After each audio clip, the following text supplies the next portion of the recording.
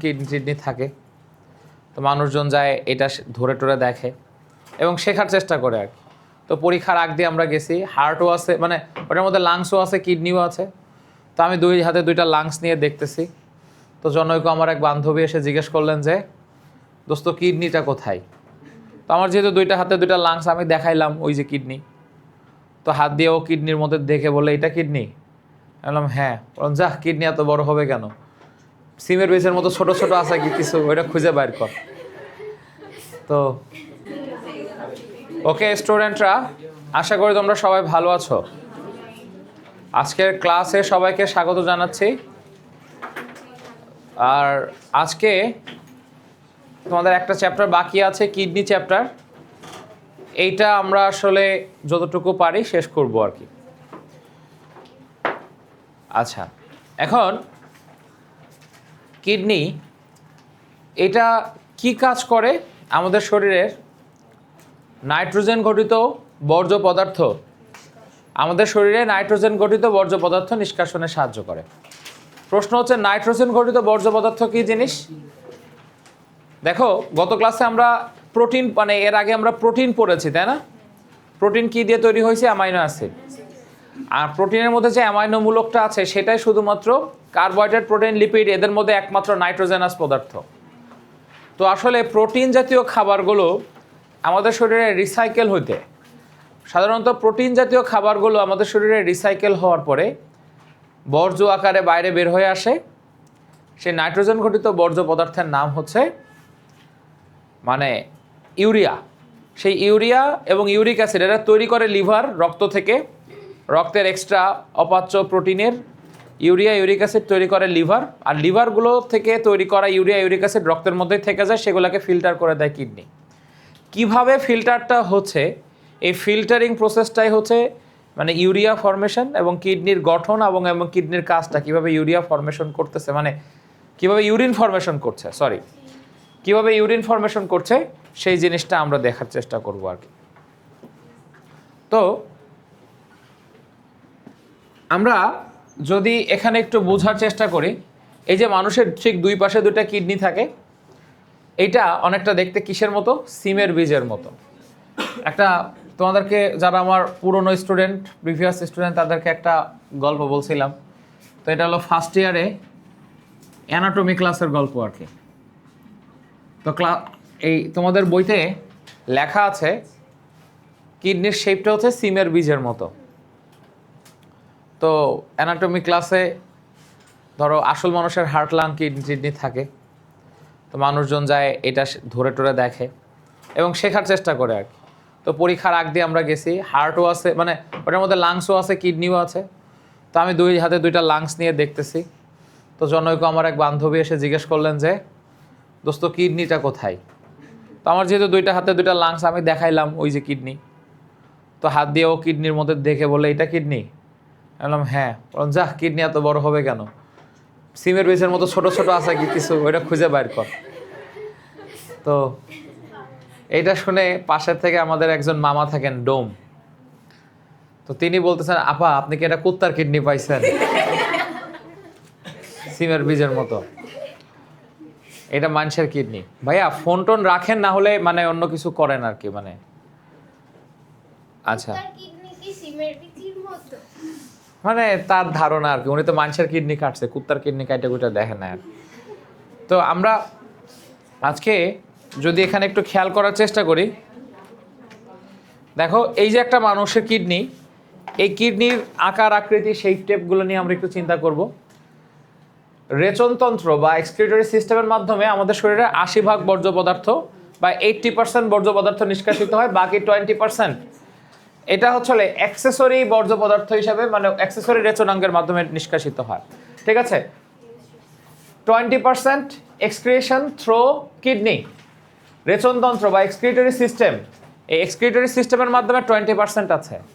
ভাই দয়া করে ভাই মাপ চাই, বুঝাইতে পারতেছি না তোদেরকে আমি কিছু, আরে দূর। তো রেচনতন্ত্রের মাধ্যমে 80% মানে এক্সক্রিটরি মানে প্রোডাক্ট নিষ্কাশিত হয়, বাকি 20% কার মাধ্যমে? অ্যাক্সেসরি মানে সিস্টেমের মাধ্যমে। অ্যাক্সেসরি সিস্টেম কে কে আছে? এক্সেসরি সিস্টেমের মধ্যে ত্বক আছে, ফুসফুস নিজে আছে। ফুসফুসের মাধ্যমে যে কার্বন ডাইঅক্সাইড বাইরে পাঠাই দিই না, এই কার্বন ডাইঅক্সাইডের মাধ্যমেও কিছু কিছু মানে শুধু অন্যান্য কিছু কিছু গ্যাসও মানে অন্যান্য কিছু কিছু সাবস্টেন্সও চলে যেতে পারে আর কি। তো ত্বক আছে, ফুসফুস আছে, আরও কে কে আছে? যকৃত বা লিভার, কে কে আছে?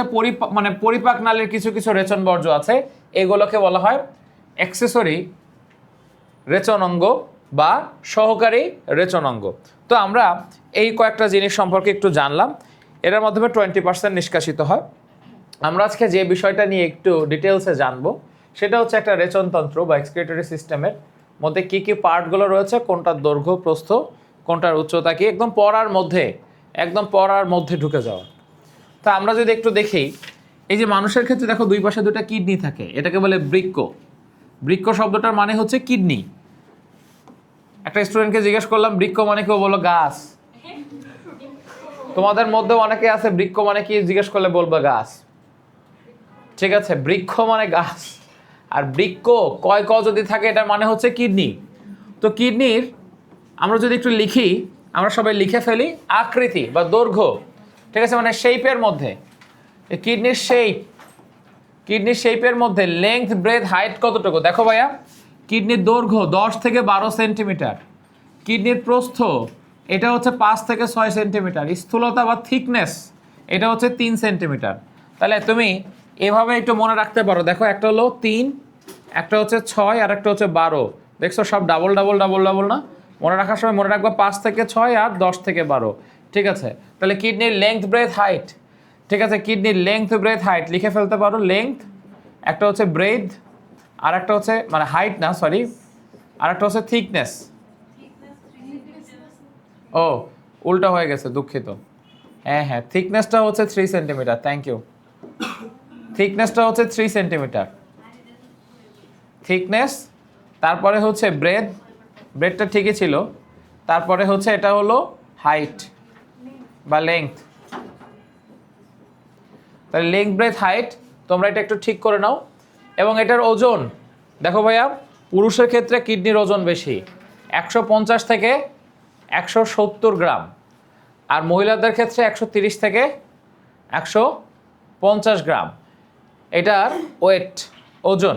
আমরা যদি এটার আকার চিন্তা করি, এটার আকার অনেকটা কিসের মতো? সিমের বীজের মতো, বাইরের দিক থেকে উত্তল এবং ভিতরের দিক থেকে অবতল। এই জন্য এটাকে বলা হচ্ছে সিমের বীজ মডেল আর কি, বাইরের দিক থেকে উত্তল, ভিতরের দিক থেকে অবতল। ঠিক আছে, দেখতে মানে বিন সিডের মতো আর কি, মানে এটা বিন সিডের মতো শেপটা, মানে বিন সিড, BEAN, বিন সিড। তো সিমের বীজের মতো, বাইরের দিক থেকে উত্তল, মানে এক্সটার্নালি এটা হচ্ছে কনভেক্স। আচ্ছা ভাইয়া, ওই দুটো একই কথাই বুঝাইছে, বুঝছো? মানে এখন ধরো আকৃতি বলতে বেসিক্যালি সত্যি কথা বলতে মানে একটা হেডলাইন দেওয়া লাগে তাই দিছে আর কি। দেখতে কীরকম মানে বললে তোমার এটাকে আকৃতি বললে আরও ভালো হইতো, আর ওইটাকে আকার বললে আরও ভালো হইতো। ঠিক আছে, বাট দুইটা কাছাকাছি জিনিস, এগুলো সূক্ষ্ম বিষয় অ্যাভয়েড করো। তাই দেখো বাইরের দিকে উত্তল এবং অবতল, মানে এটা এক্সটার্নালি তোমার হচ্ছে কনভেক্স, আর ইন্টারনালি বা ভিতরের দিকে মানে এটার ভিতরের দিকের ইনওয়ার্ড পোর্শনটা এটা হচ্ছে কনকেভ, উত্তল এবং অবতল। কিডনির যে বাইরের মেমব্রেন, কিডনির বাইরের মেমব্রেনের নাম কি জানো? এটার নাম শুধু ক্যাপসুল বলা যায়, রেনাল ক্যাপসুল বলা যায়, আর একটা নাম হচ্ছে টিউনিকা ফাইব্রোসা। এটা 9 10-এ পড়োনি তোমরা, বাদ বাকি সব কথাই কিন্তু 9 10-এ পড়ছো, খালি ওজনটা পড়ো নাই। আর এই যে আবরণের মধ্যে 9 10-এ পড়ছো, এটার নাম রেনাল ক্যাপসুল। তো এটার সাথে আর একটা নাম পড়বা, এটার নাম হচ্ছে টিউনিকা ফাইব্রোসা। এটার মধ্যে আর একটা নাম পড়বা, সেটার নাম হচ্ছে টিউনিকা ফাইব্রোসা। ক্লিয়ার? ওকে, সামনে আগাবো। এখন এবারে আসি এগুলোর মধ্যে, এই আকার আকৃতির মধ্যে রেচন নালী কোনটা? দেখো ভাই, এখান থেকে টিউরিন বাইরে বের করে নিয়ে আসে যে জিনিসটা, তার নাম রেচন নালী বা ইউরেটর বা গবিনী। ইংলিশে এটাকে বলছে ইউরেটর। এই যে দেখো দুইটা এই নালীগুলোর নাম হচ্ছে ইউরেটর। এটা 25 থেকে 30 সেন্টিমিটার দৈর্ঘ্য বিশিষ্ট। কত সেন্টিমিটার দৈর্ঘ্য? 25 থেকে 30 সেন্টিমিটার দৈর্ঘ্য। রেচন নালী বা ইউরেটর, বা এটার আরেকটা নাম কি? গবিনী। তো এটার দৈর্ঘ্য হচ্ছে 25 থেকে 30 সেন্টিমিটার। ঠিক আছে, আকার আকৃতির মধ্যে, মানে সরি রেচন নালীর দৈর্ঘ্য বা লেংথ। এবার মূত্রথলি বা ইউরিনারি ব্লাডার, এই যে এই অংশটার নাম হলো মূত্রথলি বা এটার নাম হলো ব্লাডার, ইংলিশে এটাকে বলে ব্লাডার। তো এই ব্লাডারের মূত্র ধারণ ক্ষমতা কত? একটা হচ্ছে নর্মাল মানে মূত্রত্যাগের কথা, সবাই একটু 10 সেকেন্ড একটু শুনে নাও, তারপরে লেখো 10 সেকেন্ড, সবাই বোর্ডের দিকে তাকাও। আমরা আসলে ইউরিন ব্লাডারের মধ্যে জমা হইলে আমরা মূত্র ত্যাগ করি, কিন্তু এইটার জন্য এক ধরনের ইচ্ছা জাগ্রত হয়, মূত্র ত্যাগের ইচ্ছা। এই ইচ্ছাটা এক একজনের এক এক রকম। কেউ কেউ ওয়াশরুমে যাইতে চান না, ধরো ইউরিন মানে ফুলফিল হওয়ার পরে সে চাইপা রাখে, সে অনেকক্ষণ আগে থেকে তার একটা সেন্সেশন তৈরি হয়েছে, এটা তার বায়বর্ন নেচার হয়ে গেছে আর কি, অভ্যাস, সে একটা চেপে চেপে রাখে। এখন তার ক্ষেত্রে মানে নর্মালি 450 ml পর্যন্ত হইলেই মোটামুটি একটা তীব্র ইচ্ছা জাগ্রত হয়, ব্রেনের মধ্যে একটা কমান্ড দেয়। আর 280 থেকে 320 ml হইলে একটা মডারেট ইচ্ছা জাগ্রত হয়, যে ওয়াশরুমে মানে তোমারও সময় আছে, ওয়াশরুমও খালি আছে, ঠিক আছে, দুইটাই ব্যাটে বলে ম্যাচ করলো, যাওয়ার একটা ইচ্ছা জাগ্রত হয়, মূত্রত্যাগের ইচ্ছা 280 থেকে 320 ml হইলে। আর মোটামুটি 450 ml পর্যন্ত, ঠিক আছে, একটা তীব্র ইচ্ছা তো তৈরি হয়। এখন তারপরেও যদি কেউ কোনো কারণে ওয়াশরুমে যাইতে না পারে, ঠিক আছে, ধরো এমন একটা বাসে উঠছে, বাসের ড্রাইভার থামায়ও না কিছু না, ঠিক আছে, এখন সে তো আর বাচ্চা না যে, তো যাই হোক, তাহলে এখন তখন কি করবে? 450 ml পার হয়ে যাওয়ার পরেও কোনো কোনো রাইটারে বইয়ে বলা আছে, ঠিক আছে, বয়স উচ্চতা ভেদে কারো কারো ক্ষেত্রে 700 থেকে 750 ml পর্যন্ত ইউরিনও ব্লাডার ধারণ করতে পারবে। মানে এটা একটু অনেকটা ইলাস্টিক ইন নেচার, এটা একটু ফুলে যাবে। এরপরে তুমি বলতে পারো ভাই এরপরে কি হবে? এরপরে যদি তোর ডাক শুনে কেউ না আসে, ঠিক আছে, ওইটা আবার পরীক্ষার খাতায় লিখে দিও না। তো মানে আসলে এখন ধরো কোনোভাবে এখন তো একলা আবার চলার জন্য তো আবার পথ ক্লিয়ার থাকতে হবে। ধরো কারোর ক্ষেত্রে, বোর্ডের দিকে খেয়াল করো, কারোর ক্ষেত্রে কেউ অজ্ঞান হয়ে গেছে বা প্যারালাইজড হয়ে গেছে, এটা ব্লাডার খালি করার জন্য ন্যূনতম একটা সেন্সেশন আসতে হয়। কোনো কারণে সে প্যারালাইজড হয়ে গেছে, আমরা হাসপাতালে সাধারণত যে ধরনের পেশেন্ট দেখি, কিংবা ধরো মানে আমরা যাদেরকে দেখি যে একদমই ব্রেইন বা এই জায়গাগুলো একদম প্যারালাইজড হয়ে গেছে, তাদের ক্ষেত্রে ইউরিনার আসে না, এটা কোনো কারণে কন্ট্রাক্ট হয় না, ওটা খোলেই না, তখন এটা কি পাঠাইতে হয়? ক্যাথেটার পাঠাইতে হয়। ক্যাথেটার হচ্ছে ইউরিনের ট্র্যাক দিয়ে এমন একটা লাইন যেটা ইউরিনটাকে বের করে নিয়ে চলে আসে। কথাটা কি বুঝছো? তো তাহলে মূত্রথলি বা ব্লাডারের নর্মালি মূত্র ধারণ ক্ষমতা কোনো কোনো রাইটারের বইয়ে হাইয়েস্ট ক্যাপাসিটি, ওই যে ডাক শুনে কেউ না আসে ক্যাপাসিটি যেটা, সেটা হচ্ছে 750 থেকে 750 ml, ঠিক আছে। আর মোটামুটি যে তীব্র ইচ্ছা জাগ্রত হওয়ার ক্যাপাসিটি সেটা হচ্ছে 450 ml, মনে থাকবে। আর মূত্রত্যাগের ইচ্ছা নর্মাল ইউরিন মানে নর্মাল ইউরিনেশন কখন কখন হয়? আর্জেন্সি ডেভেলপ করে কখন? 280 থেকে 320 ml পর্যন্ত হইলেই মূত্র ত্যাগের ইচ্ছা জাগ্রত হয় আর কি, আর্জেন্সি তৈরি হয়। হ্যাঁ, নর্মাল আর্জেন্সি, ঠিক আছে, মূত্র ত্যাগের ইচ্ছা জাগ্রত হয়। ওকে, এই পর্যন্ত লেখা শেষ। লাস্টলি ভাই মূত্রনালী বা মূত্রনালীকে ইউরেথ্রা বলা হচ্ছে। ইউরেথ্রার ক্ষেত্রে দৈর্ঘ্য পুরুষের কত আর মহিলাদের কত দেখো। পুরুষের ক্ষেত্রে ইউরেথ্রার দৈর্ঘ্য বড়, 18 থেকে 20 সেন্টিমিটার, সেখানে মহিলাদের ক্ষেত্রে মাত্র 3.5 থেকে 4 সেন্টিমিটার। সেজন্য মায়েদের ক্ষেত্রে ইউরিনারি ট্র্যাক্ট ইনফেকশন বা ইউটিআইটা বেশি হয়। তুমি একটু এখানে আসো, তাড়াতাড়ি সামনে চলে আসো। হ্যাঁ,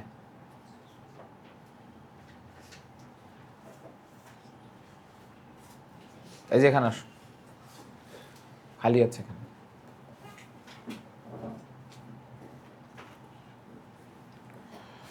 ওকে, তাহলে দেখো মানে তাহলে মায়েদের ক্ষেত্রে কেন ইউটিআইটা বেশি হয়? ইউটিআই মানে হচ্ছে urinary tract infection. UTI full ফর্মটা হচ্ছে UTI, urinary tract infection, urinary tract infection. Female ইউটিআইটা নর্মাল, কিন্তু মেল ইউটিআইটা সবসময় অ্যাবনর্মাল। ঠিক আছে, তো ফিমেল ইউটিআইটা কেন নর্মাল? ব্যাকটেরিয়াল ইনফেকশনটা, ব্যাকটেরিয়া এই 3.5 থেকে 4 সেন্টিমিটার জায়গা পর্যন্ত যাওয়াটা খুবই ইজি। তাই অবশ্যই পাবলিক টয়লেট ব্যবহার করার ক্ষেত্রে কমোড একদম অ্যাভয়েড করাটা উচিত। ঠিক আছে, সেই জায়গাগুলো থেকে ইউটিআই হওয়ার চান্সেস অনেক বেশি থাকে। Urinary tract infection, urinary tract infection, UTI, urinary tract infection. লেখা শেষ? আমরা কি ব্যাপারটা বোঝাইতে পারছি সব অংশটা? তাহলে মানে ইউরিনারি ট্র্যাক্টটা কোন জায়গা থেকে, ইউরেথ্রাটা কোন জায়গা থেকে ডেভেলপ করবে? ঠিক এই ব্লাডার থেকে মানে ইউরেথ্রাটা ডেভেলপ করবে আর কি। ওকে,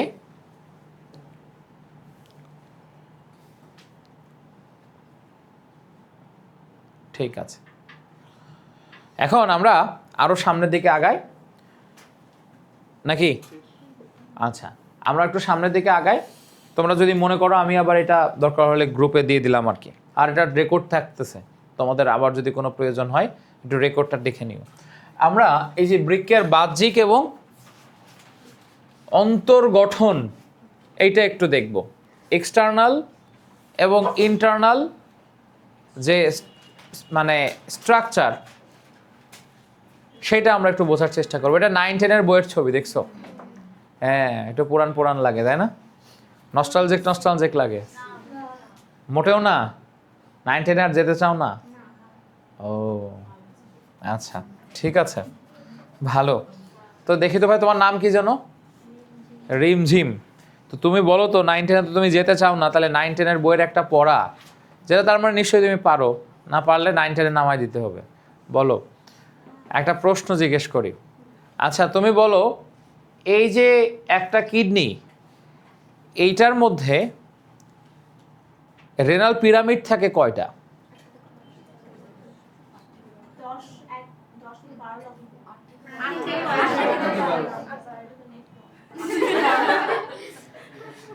তো ক্লাস 9-10 আসলে পিরামিড কি জিনিস? মিশরের ফারাওরা, মানে ফেরাউন বা ফারাও রাজারা, তারা মনে করতো মৃত্যুর পরে তাদের আফটার লাইফ আছে, বুঝছো? তো তারা হচ্ছে তাদের জন্য অনেক উচ্চ ত্রিকোণাকৃতির একটা দালান তৈরি করে রাখতো আর কি। দালানগুলো ত্রিকোণাকৃতি হওয়ার একটা কারণ আছে। ধরো তখনকার দিনে তো রড মোড ছিল না, তো এরা প্রায় এক একটা 50 তলা 60 তলার সমান দালান।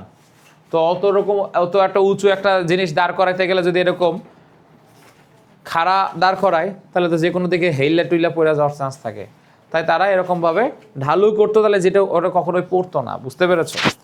তো এরপর থেকে যে কোনো এরকম ট্রায়াঙ্গুলার শেপের এই যে কোনো কিছুকেই আমরা পরবর্তীতে কি নামে নাম দিই? পিরামিড। তো এই ধরনের শেপের এগুলোকে বলা হয় রেনাল পিরামিড। নাম কি? Renal pyramid. ক্লাস 9-10 বইতে রেনাল পিরামিডের সংখ্যা দেওয়া ছিল 8 থেকে 12টি, কিন্তু 11-12 বইতে এটা দেওয়া আছে গাজী আজমল স্যারের বই 8 থেকে 18টি। ঠিক আছে, জিজ্ঞেস করো কেন? গাজী আজমল স্যারের ইচ্ছা হয়েছে তাই। আর যদি বলো যে না, তারপরেও বলেন ভাই একটা যৌক্তিক অ্যান্সার দেন, তাহলে কি বলো, 9 থেকে তোমরা 10 মানে 9-10 থেকে তোমরা 11-12 উঠছো, তোমাদের কিডনি সাইজ একটু বড় হয়েছে, পিরামিড 2 সাইডটা বাইরে গেছে। ঠিক আছে, আবার কেউ কেউ ওই সাইজেই আসো, সো তারটা বাড়ে না, ওই জন্য 8-এরটা 8 ঠিকই আছে। ঠিক আছে, আর 12টা তাই না, কত হয়ে গেছে? 18 হয়ে গেছে।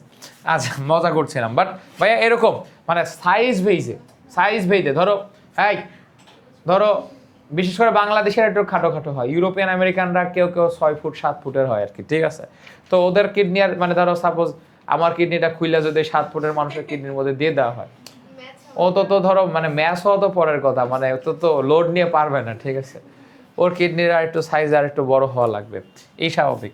আচ্ছা, আমরা যদি দেখি এই বাইরের দিকের এই অঞ্চলটাকে কি বলে বলো তো? বাইরের দিকের এই অঞ্চলটাকে, যে কোনো কিছুর বাইরের দিকের অঞ্চলটাকে বলে কর্টেক্স। ব্রেনেরও বাইরের সাইডটাকে কর্টেক্স বলে, কিডনিরও বাইরের সাইডকে কর্টেক্স বলে। কর্টিক্যাল লেয়ার বা কর্টেক্স যেখানেই থাকুক বায়োলজিতে মানে বাইরের লেয়ার। আর মেডুলা শব্দটার মানে হচ্ছে ভেতরের লেয়ার। বুঝতে পারছি? ক্লিয়ার সবাই? কর্টেক্স মানে বাইরের লেয়ার, মেডুলা শব্দটার মানে কিসের লেয়ার? ভিতরের লেয়ার। তাহলে কর্টেক্সটা হচ্ছে বাইরের লেয়ার, মেডুলাটা হচ্ছে ভিতরের লেয়ার। এই যে মেডুলা যেটা, এই মেডুলার মধ্যে আবার এই জিনিসগুলোর নাম কি বলতো ভাইয়া? এই রেনাল পিরামিড। মেডুলার মধ্যে যে জিনিসগুলো মানে এইগুলোর নাম হচ্ছে রেনাল পিরামিড। তো রেনাল পিরামিড আছে কয়টা? 8 থেকে 18টা। আচ্ছা, এখন আমরা যদি একটু দেখি, এবং এর ভিতরের ভাঁজটার নাম হচ্ছে হাইলাম বা হাইলাস। এই যে মাঝখানে যে খাস সৃষ্টি হয়েছে অবতল, এটার নাম হলো হাইলাম বা হাইলাস। আর এখানে যে একটা ফানেল শেপ, এই যে একটা ফানেল শেপ, এই ইউরেটারের মাথায় যে একটা ফানেল শেপ মানে গোল গহ্বরটা আছে, এটার নাম হলো পেলভিস। নাম কি? পেলভিস। তাহলে এগুলো হলো ছোটবেলার পড়া, আমরা নিশ্চয়ই বুঝতে পেরেছি কি, ঠিক কিনা? তাহলে এটার আকার আকৃতি না, কর্টেক্স শোনো ভাইয়া, বাইরের দিকে একটা রেনাল ক্যাপসুল আছে, ক্যাপসুলের নিচে বাইরের দিকের অঞ্চলটাকে বলা হয় রেনাল কর্টেক্স, আর ভিতরের দিকের অঞ্চলটাকে বলা হয় রেনাল মেডুলা। ওকে, আচ্ছা, তাহলে আমরা এবার যদি একটু সামনে জায়গায় দেখো, তাহলে এই অংশগুলো তো অনেকটা পড়ে ফেলছে। দৈর্ঘ্য, প্রস্থ, উচ্চতা কতটুকু, স্থূলতা কতটুকু, বৃক্কের বাইরের দিকটা কিরকম, ভিতরের দিকটা কিরকম, অবতল অংশের ভাঁজটাকে কি বলা হয়? হাইলাম বা হাইলাস। হাইলাম দিয়ে ইউরেটার এবং রেনাল শিরা বহির্গত হয় এবং রেনাল ধমনী ও স্নায়ু বৃক্কে প্রবেশ করে। যে হাইলামের ভিতর দিয়েই কিন্তু এই রেনাল আর্টারি এবং রেনাল ভেইনটা এদিকে যাওয়া আসা করতেছে, কি ঠিক কিনা? তাই না? এবং এখান থেকে ইউরেটারটা শুরু হয়েছে না, এই যে ফানেল আকৃতির ইউরেটারটা এই হাইলাম থেকে কিন্তু শুরু হয়েছে, খেয়াল করছো কিনা? ওকে, এবং ক্যাপসুল নামক যোজক টিস্যুর আবরণে বেষ্টিত। রেনাল ক্যাপসুল দিয়ে এটা আবৃত থাকে। It is surrounded by a capsule which is called renal capsule. এটাকে মানে টিউনিকা ফাইব্রোসা নামেও নামকরণ করা হয় আর কি। হ্যাঁ, স্নায়ুতন্তু ভাইয়া, প্রশ্ন যে ভাই এখানে স্নায়ুতন্তুর কথাটা বলা আছে, স্নায়ুতন্তু কি জিনিস? স্নায়ুতন্তু মানে নার্ভ কর্ড, ঠিক আছে? কিডনির মধ্যে ব্যথা হইলে, ঠিক আছে, বা মানে ধরো কারোর মধ্যে কিডনির মধ্যে পাথর টাথর সিস্ট মিস্ট হইলে ব্যথা পায় না সে, তাহলে ওইখানে তো বোঝার জন্য সিগন্যাল যাওয়া লাগবে, কি ঠিক কিনা? আমাদের যে সমস্ত জায়গায় নার্ভ নাই সে সমস্ত জায়গায় কোনো কিছু মানে গেলে আমরা টের পাই না আর কি, ব্যথা ট্যাথা হয় না, ঠিক আছে? যেমন ধরো নখের মধ্যে আমাদের কোনো কি নাই, মানে নার্ভ কর্ড নাই বা নিউরন নাই, চুলের মধ্যে নিউরন নাই, তাই ইচ্ছা মতো ধরো সেলুনে যায় মামারে কই মামা খাইতে লাও, ঠিক আছে, কোনো সমস্যা নাই। তো বাট যেটার মধ্যে যদি ধরো নিউরন আছে ওটার মধ্যে কাটতে গেলে যদি প্রয়োজনে কাটা লাগে আগে অ্যানেস্থেসিয়া দেওয়া লাগে, বুঝতে পারছি, যাতে না বোঝে, ঠিক আছে? অ্যানেস্থেসিয়া দিয়ে কী করে? ওই নিউরনটারে অবশ করে ফেলে, ঠিক আছে? তারা নিউরনটা পেইন সেন্সেশন দেয় না, কাইটা গুইটা ভাঁজ করে ফেলে, সে টেরও পায় না, বুঝতে পারছি? ক্লিয়ার? ওকে, সামনে আগায়। আমরা এখন যদি দেখি, দেখো এই যে কর্টেক্স, তাহলে কর্টেক্স অঞ্চলটা কোনটা? বৃক্কের বাইরের দিকের অঞ্চল। আর নেফ্রনের রেনাল কর্পাসাল, প্রক্সিমাল প্যাচনালিকা এবং ডিস্টাল প্যাচনালিকাগুলো সাধারণত এখানে অবস্থান করে। প্যাচানোনালিকা কি জিনিস? কনভুলেটেড টিবিউল। দেখো বোর্ডের দিকে তাকাও, এখানে একটা ছবি দেখো, এই যে এখানে একটা নেফ্রনকে দেখো ভাইয়া, এক একটা কিডনিতে কতগুলো নেফ্রন থাকে বলো তো? 10 থেকে 12 লক্ষ। তোমরা পারো, এই চ্যাপ্টারটা খুব সহজ একটা চ্যাপ্টার। 9-10 মানুষ একটা চ্যাপ্টার ভালো করে পড়লে ওইটাই পড়ে আর, তাই না? চ্যাপ্টারটা ছোট, বোঝাও যায় ভালো, ঠিক আছে? কিডনি পাইরা মনে করি আমরা ডাক্তার হয়ে গেছি, এরকম একটা অবস্থা, ঠিক আছে? এই যে নেফ্রনের একটা ছবি আঁকতে পারি, কিছু পারি। আর নেফ্রনের ছবি এত মজার ছবি, যত তেরা বেকা হবে নেফ্রন তত ডিমান্ডেবল, ঠিক আছে? ও আচ্ছা, ইংলিশ স্লাইডটা তো দেওয়া যাবে ভাইয়া, তোমাদের সাথে শেয়ার করব। বাট শোনো, এখানে এটা আমি আগে বলি, এইটা মানে আমি যেটুকু লিখতে বলছি তোমরা খালি সেটুকু লেখো, আমি এগুলো লিখতে বলিনি, আগে এটুকু বুঝে নাও। কারণটা কি? এই জিনিসগুলো তোমাদের সবই জানা কথা, কিন্তু একদম এমন যে কথাগুলো একদম জানা নাই সেগুলো আমি নিজে নিজে লিখে দিচ্ছি আর কি। আর এগুলো সবই জানা কথা। দেখো মানে আরেকটা জিনিস একটু বুঝে নাও, এই যে এই অঞ্চলটার নাম হচ্ছে নেফ্রন। এই জিনিসগুলো এরকম, এক একটা কিডনিতে 10 থেকে 12 লক্ষ নেফ্রন থাকে, 2 কিডনি মিলে প্রায় 20 থেকে 24 লক্ষ নেফ্রন। এক একটা নেফ্রন সাধারণত, বেশিরভাগ নেফ্রন নেফ্রন তার পজিশনের উপরে ভিত্তি করে আবার অনেক টাইপের হইতে পারে। সাধারণত 3 টাইপের তো হয়। একটা হচ্ছে কর্টিক্যাল নেফ্রন, যে নেফ্রন কর্টেক্সের শুরু কর্টেক্সেই শেষ, ঠিক আছে? একটা হলো মেডুলারি নেফ্রন, মেডুলা থেকে শুরু হয় মেডুলাতেই শেষ, ঠিক আছে? আর ম্যাক্সিমাম নেফ্রনই হলো এরকম জাক্সটা মেডুলারি এরকম হয়। মানে এটার দেখো, এই দেখো হেনলি লুপ বা লুপ অফ হেনলি জায়গাটা, সেটা হলো মেডুলার ভিতরে। আর ওই যে তোমার রেনাল কর্পাসল যে মাথাটা, আমরা একটু পরে আরও ডিটেলসের গঠন টঠন পড়বো, মানে মাথা যেটার মধ্যে বোম্যান্স ক্যাপসুল এবং গ্লোমেরুলাস থাকে, এটা ডিটেলস একটু পরে পড়বো। সেই জিনিসগুলো কার মধ্যে রয়েছে? কর্টেক্সের মধ্যে রয়েছে। খেয়াল করছো? তাহলে এখানে তোমাদের বই এই কথাটাই বলছে, সবাই একটু দেখো। রেফ্রনের রেনাল কর্পাসেল আর প্রক্সিমাল প্যাচানোনালিকা। প্রক্সিমাল প্যাচানোনালিকা কোনটা ভাইয়া? এই যে দেখো একটা নেফ্রনের মধ্যে এই নালিকাটাকে বলা হচ্ছে প্রক্সিমাল প্যাচানোনালিকা বা নিকটবর্তী প্যাচানোনালিকা। ঠিক আছে, বোর্ডের দিকে তাকাও। এই অঞ্চলটার নাম হচ্ছে রেনাল কর্পাসেল। কর্পাসেল মানে নালিকা বা বৃক্কীয় কণিকা বলা হয় এটাকে, রেনাল কর্পাসেল। এটার নাম নিকটবর্তী প্যাচানো নালিকা বা প্রক্সিমাল কনভলিউটেড টিবিউল। এই অংশটার নাম হলো লুপ অফ হেনলি বা হেনলি সাহেবের আবিষ্কৃত একটা লুপ বা ফাঁস। ঠিক আছে, একটা লুপ বা ফাঁস, লুপ অফ হেনলি। আর এটার নাম হলো ডিস্টাল কনভলিউটেড টিবিউল বা দূরবর্তী প্যাচানো নালিকা। আর এই অঞ্চলটার নাম হলো সংগ্রাহক নালিকা বা কালেক্টিং টিবিউল। ঠিক আছে, কথাটা কি বুঝছো তো? তাহলে কোন কোন পার্টগুলো কোথায় কোথায় রয়েছে এই কথাটাই আমরা এখানে পড়ছিলাম। কোন কোন পার্টগুলো বলছে রেনাল কর্পাসেল বা শুরুর দিকের অঞ্চলটা, প্রক্সিমাল প্যাচানো নালিকা এবং ডিস্টাল প্যাচানো নালিকা। ঠিক আছে, খালি মাঝখানে হেনলির লুপটা নিচের দিকে নাইমা গেছে, খেয়াল করছো কিনা ভাইয়ারা? আর বাদ বাকি উপরের অংশগুলো proximal convoluted tubule, distal convoluted tubule, even তোমার হচ্ছে রেনাল কর্পাসেল, এগুলো সব কোথায় আছে? কর্টেক্সে থাকে ম্যাক্সিমাম ক্ষেত্রে, বেশিরভাগের ক্ষেত্রে। আর লুপ অফ হেনলি মানে এই যে মেডুলার মধ্যে এই হেনলির লুপগুলা ভিতরের দিকে ঢুকে যায়। এই যে তোমাদেরকে বলছিলাম 8 থেকে 18টি রেনাল পিরামিড দিয়ে গঠিত। 9, 10-এ ছিল 8 থেকে 12টা, তাই না? এখন কয়টি? 8 থেকে 18। নেফ্রনের নালিকাময় অংশ ও রক্তবাহিকা নিয়ে এক একটি পিরামিড গঠিত হয়। ঠিক আছে, দেখো নালিকাময় অংশ মানে হলো লুপ অফ হেনলি বা হেনলি সাহেবের লুপ। এটাকে একটা নালিকা না, এটা রেনাল টিবিউল। কথাটা কি বুঝছো তো? তো রেনাল টিবিউলগুলো নিয়ে এবং কিছু ব্লাড ভেসেলস নিয়ে, কিছু প্রচুর পরিমাণে ব্লাড ভেসেল আছে। আমরা একটু পরে একটা ভিডিও থেকে দেখব কেন ব্লাড ভেসেলসগুলোর কথা কেন বলি। Very good question. ওইটা আমরা তো এখনো নেফ্রনের গঠনটা পড়ি নাই। নেফ্রনের গঠনটার মধ্যে লুপ অফ হেনলির মধ্যে নিচের দিকে যে অংশটা নামতেছে সেটার নাম হলো ডিসেন্ডিং আর্ম, আর লুপ অফ হেনলি থেকে আবার ফাঁসের থেকে উপরের দিকে যেটা উঠতেছে ড্যাসেন্ডিং আর্ম। ওইটা আমরা ওখানে যা পড়বো না আর কি। তাহলে দেখো পিরামিডের গোড়া থেকে কর্টেক্স আর 10 থেকে 25টি ছিদ্রযুক্ত চূড়া বা প্যাপিলা রেনাল পেলভিসে উন্মুক্ত হয়। ঠিক আছে, এই যে রেনাল পেলভিসে উন্মুক্ত হয়েছে জিনিসটা কিরকম দেখো। রেনাল প্যাপিলা কোনগুলো বোর্ডের দিকে খেয়াল করো। এই যে দেখো পিরামিডগুলো থেকে এই অঞ্চলগুলোর নাম হলো রেনাল মানে প্যাপিলা। ঠিক আছে, এই প্যাপিলাগুলো কার কার কাছে উন্মুক্ত হয়েছে? এই যে পেলভিসের মধ্যে উন্মুক্ত হয়েছে। এটাও 9, 10-এর একটা পড়া ছিল কি, ঠিক না? এবং আমরা আর একটা 9, 10-এর পড়া এখন আরো ডিটেলসে জানবো। সেটা হচ্ছে ভাইয়া এটা 11, 12-এও পরীক্ষায় প্রশ্ন আসে। বৃক্কের কাজ যে কোনো সময় দিয়ে দিতে পারে। বৃক্কের অনেকগুলা কাজ। রক্তে পানির ভারসাম্য, পানি যদি বেড়ে যায় রক্তে পানি কমায় ফেলবে কে? কিডনি। অম্ল ক্ষার মানে অ্যাসিড বেস ব্যালেন্স করাটা হচ্ছে কিডনির কাজ। ভাই বইয়ের মধ্যে ফাংশনগুলো দেওয়া আছে, তুমি জানো, খালি শোনো। আমি একটা কথা বলবো, সেটা খুব ইম্পর্টেন্ট। ইরাইথ্রোপয়েটিন এবং রেনিন তৈরি করে। নামের মধ্যে দেখো ইরাইথ্রোপয়েটিন, আসলে বেসিক্যালি দ্য ওয়ার্ড, তোমরা সবাই খালি এই লাইনটা লেখো, ইরাইথ্রোপয়েসিস। ইরাইথ্রোপয়েসিস কথাটার মানেটা কি এই শব্দটা জানতে হবে। ইরাইথ্রোপয়েসিস, পয়েসিস মানে হচ্ছে প্রোডাকশন। সবাই এইটুকু লেখো, ওই যেটুকু আমি লিখছি। পয়েসিস মানে হচ্ছে প্রোডাকশন, প্রোডাকশন। আর ইরাইথ্রো মানে হচ্ছে রেড ব্লাড সেলস বা আরবিসি। তাহলে আরবিসি প্রোডাকশন প্রসেসটাকে কি বলে? ইরাইথ্রোপয়েসিস। আর আরবিসি প্রোডাকশন প্রসেসটা এক্সাজারেটেড করে যে হরমোনটা, তার নাম হলো ইরাইথ্রোপয়েটিন। এই ইরাইথ্রোপয়েটিন হরমোনটা ইরাইথ্রোপয়েসিস প্রসেসটাকে এক্সাজারেটেড করে। যে হরমোন ইরাইথ্রোপয়েসিস করতে সাহায্য করে তার নাম ইরাইথ্রোপয়েটিন। এবং মজার বিষয়, এই ইরাইথ্রোপয়েটিন হরমোন কিডনি থেকে তৈরি হয়।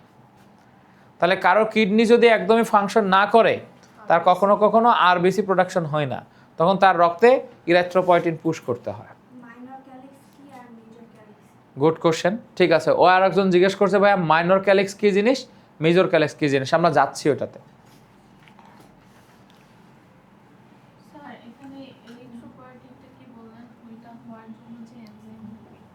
হ্যাঁ, ইরাইথ্রোপয়েসিস হওয়ার জন্য যে এনজাইম লাগে সেই হরমোনের নাম, সেই এনজাইমের নাম হচ্ছে, সেই হরমোনের নাম, এনজাইম না, সেই হরমোনের নাম। এটা একটা ইরাইথ্রোপয়েটিন হরমোন, নট এনজাইম।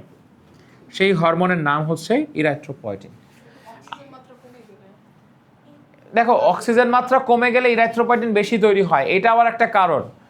কারণটা কি? মানে এটা সবাই শোনো, যারা পাহাড়ের চূড়ায় বসবাস করে, ইয়াতে একটা জাতি আছে, নেপালের একটা জাতি আছে, ওদেরকে বলা হয় শেরপা। অর্থাৎ মানে ওরা সাধারণত হিমালয় পাহাড়ের চূড়াতে থাকে এবং ওরা ওই যে নিচ থেকে যারা পাহাড়ে ওঠে মানে মাউন্টেন ক্লাইম্বিং করতে যায় তাদেরকে ওরা ক্যারি করে টাকার বিনিময়ে, এরকম। তো ওদের রক্ত নিয়ে গবেষণা করলে দেখা যাবে যে ওদের রক্তে আরবিসির পরিমাণ, ইরাইথ্রোপয়েটিনের পরিমাণ একটু তুলনামূলক বেশি। কারণটা কি জানো?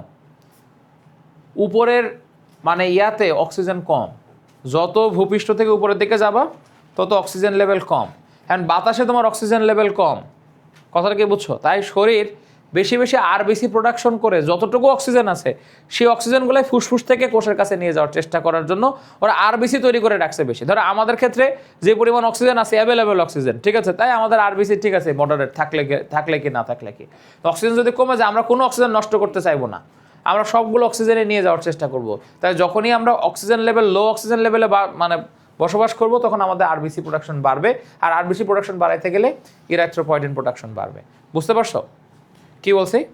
আচ্ছা, হ্যাঁ হ্যাঁ, এনজিওটেনসিন, রেনিন, এনজিওটেনসিন কি, এই যে রেনিনটা সহকারে রেনিন এনজিওটেনসিন একটা মেকানিজমই পড়বো আমরা, বুঝছো? প্রোস্টাগ্ল্যান্ডিন মানে ওইটাও একই কাজেই, মানে প্রোস্টাগ্ল্যান্ডিনও আমাদের এক প্রকারের হরমোন, ঠিক আছে। এটাও ওই পুরো রেনিন, এনজিওটেনসিন, অ্যালডোস্টেরন মেকানিজম যখন আমরা পড়বো তখন আমরা ওই হরমোনগুলোর কথা দেখব। কি আচ্ছা, মানে আমাদের শরীরের যেগুলো টক্সিক সাবস্টেন্স আছে, ঠিক আছে, এই টক্সিক সাবস্টেন্সগুলো এরা দেহ থেকে বাইরে বের করে দেওয়া কাদের কাজ? কিডনির কাজ। তো ওইগুলোকে প্রতিবিষ বলা হচ্ছে আর কি। দেখো এটা অ্যাডমিশন টেস্টের একটা প্রশ্ন, মানব রেচনতন্ত্রের অংশ নয় কোনটি? তাহলে রেচনতন্ত্র কি? রেচনতন্ত্র মানে এক্সক্রিটরি সিস্টেমের পার্ট কোনটি? কিডনি, মূত্রনালীকে ইংলিশে বলা হচ্ছে ইউরেটর, তারপরে সরি রেচননালী আর একটা হলো মূত্রনালী, দুইটা। মূত্রনালী মানে ইউরেথ্রা, ওই যেটা মেলদের বড় ফিমেলদের ছোট, ঠিক আছে। আর একটা হলো মানে রেচননালী মানে ইউরেটর, ঠিক আছে, একটা ইউরেটর আর একটা হচ্ছে ইউরেথ্রা, এই দুইটা। আর অ্যাড্রেনাল গ্রন্থি হচ্ছে কিডনির উপরে দুটা গ্ল্যান্ড থাকে, এই কিডনির উপরে দুটা গ্ল্যান্ড, এটা এক্সক্রিটরি সিস্টেমের পার্ট নয়, ঠিক আছে। এখন আমরা দেখো এই নেফ্রনের প্রকারভেদের যাওয়ার আগে আর একটা জিনিস একটু দেখে আসি। দেখো ওয়েট, আমরা আগে এই অংশটা একটু পড়ে আসি। তো নেফ্রন, সবাই দেখো নেফ্রনে কি কি পার্ট, নেফ্রনে কি কি পার্ট এইটা আমরা একটু আগে শিখে নিই, তারপরে বাকি অংশটা পড়ব। তো এইটা ক্লাস 9-10 পড়া, যদি কারো লেখা না থাকে এটা একটু লিখে মানে তুলে নিতে পারো। নেফ্রন এইটা সাধারণত দুইটা পার্ট, একটা হচ্ছে রেনাল কর্পাসল আর একটা জিনিসের নাম হচ্ছে রেনাল টিবিউল। একটা জিনিসের নাম হচ্ছে রেনাল কর্পাসল। ভাই এতক্ষণ আমি যা যা পড়াইছি দুই একটা কথা বাদে সবগুলো কথাই কিন্তু পুরান কথা, তাই না? 9-10 পড়া রিভিশন করছি মনে হচ্ছে, দেখো ওকে। আর এটা তো পুরাটাই, কিন্তু এটা পরীক্ষায় লিখতে আসবে, সো এই জন্য সবাই মনে থাকলেও আর একবার লেখাটা বেটার, ঠিক আছে, তাহলে একবার পড়া হয়ে যাবে, প্রিপারেশন হয়ে যাবে আর কি। বলো, রেনিন এনজাইমও আছে, রেনিন হরমোনও আছে, দুইটাই আছে আমাদের। রেনিন অ্যালডোস্টেরন মেকানিজমে হেল্প করে, ওই জন্য আমি ওটা মেকানিজমটাই পড়াবো। আচ্ছা, হ্যাঁ হ্যাঁ, রক্ত চ্যাপ্টারে খানিকটা ছিল, আর মানে ওই ব্রেইন চ্যাপ্টারে ছিল, ব্রেইন চ্যাপ্টারে হরমোনের মধ্যে ছিল আর কি, হরমোন পার্টের মধ্যে। রেনাল কর্পাসল, আরটা হচ্ছে রেনাল টিবিউল, লিখে ফেলছি সবাই আমরা। তো রেনাল কর্পাসলের মধ্যে দুইটা জিনিস আছে, একজনের নাম হলো গ্লোমেরুলাস আর একজনের নাম হলো বোম্যান্স ক্যাপসুল। গ্লোমেরুলাস আর একজনের নাম হলো বোম্যান্স ক্যাপসুল।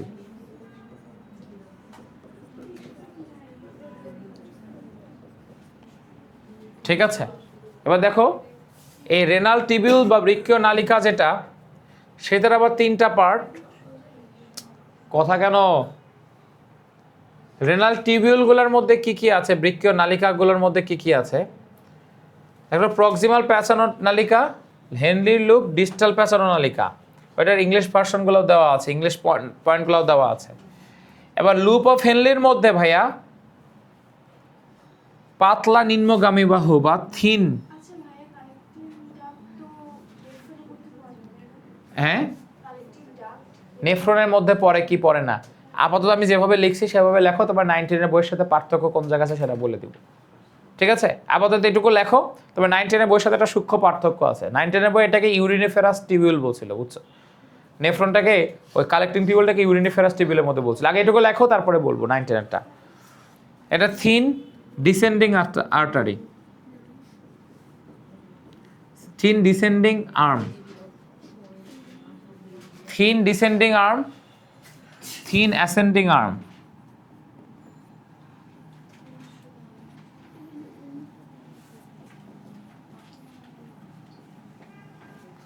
আর স্থূল ঊর্ধ্বগামী বাহু, থিক অ্যাসেন্ডিং আর্ম।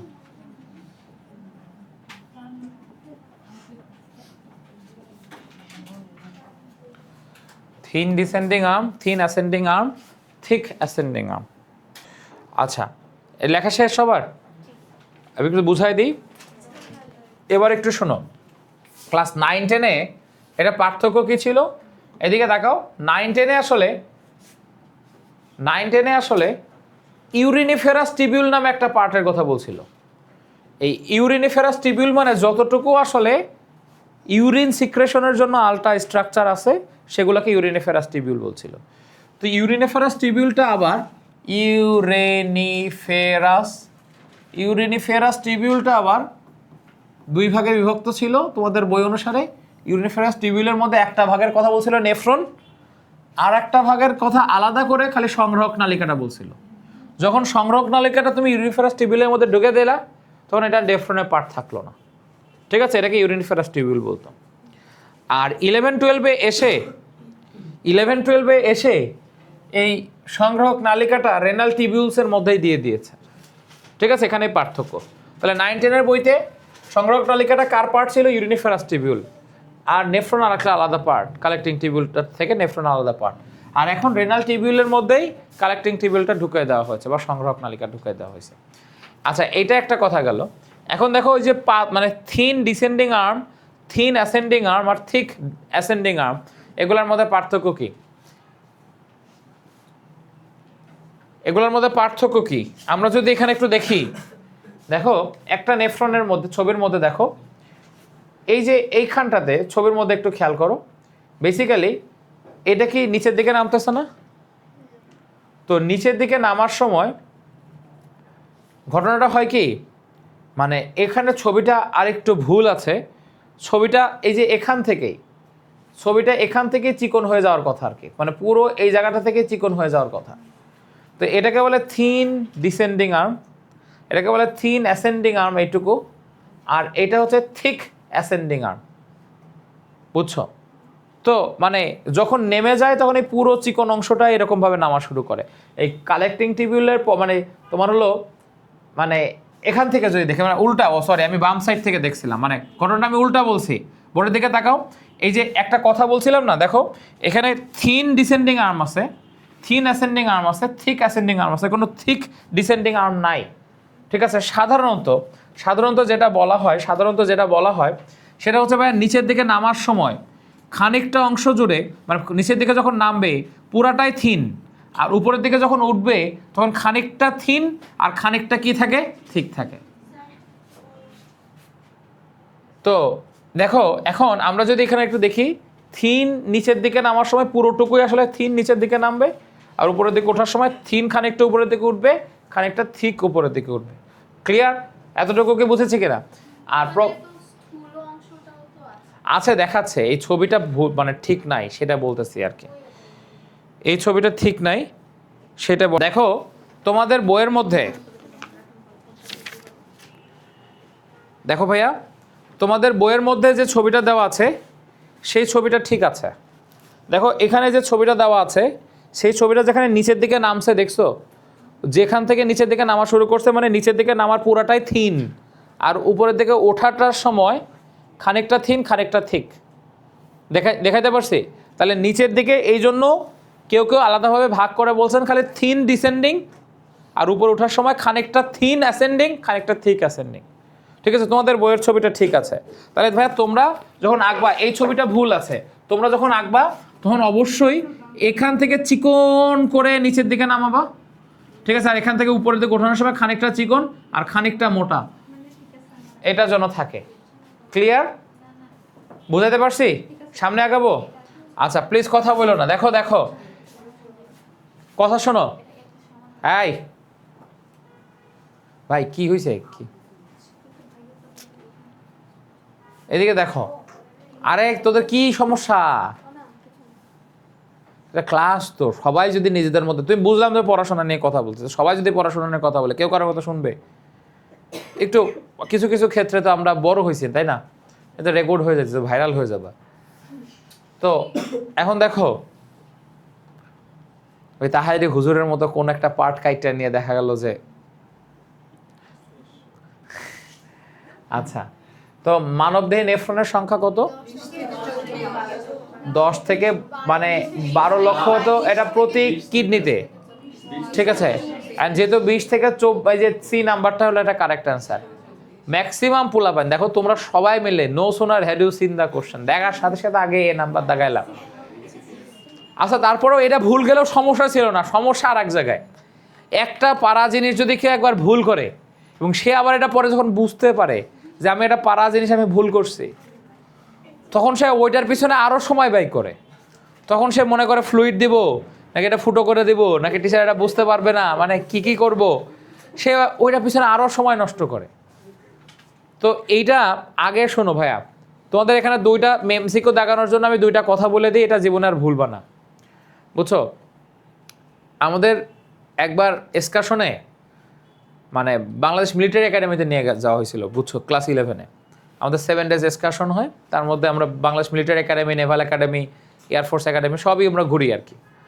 তো মিলিটারি একাডেমিতে যায় একটা ফায়ারিং স্কোয়াডে আমাদের নিয়ে যাওয়া হইলো, আমাদেরকে গুলি করার জন্য না, ঠিক আছে। তো ফায়ারিং স্কোয়াডে কীভাবে গোলাগুলি হয় সেটা দেখার জন্য ওইখানে একটা কথা লেখা ছিল, ফায়ার অ্যান্ড ফরগেট।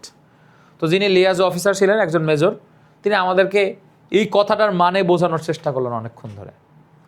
তার সারমর্ম হচ্ছে, যুদ্ধক্ষেত্রে যায় তুমি যদি এটা গুলি করার পরে কাকে গুলি করছো ওইটা যদি ফরগেট না হও তো তুমি নিজেই ফরগেট হয়ে যাবা। তুমি ধরো এটা গুলি করছো, ঠিক আছে, তুমি তোমার মানে শত্রু তারা গুলি করছো, তুমি আবার উইঠা দেখতে গেলা কিরে ওকে মরছে, আহারে মরলে বড় বউ বাচ্চা আছে কি কষ্ট হবে, ঠিক আছে।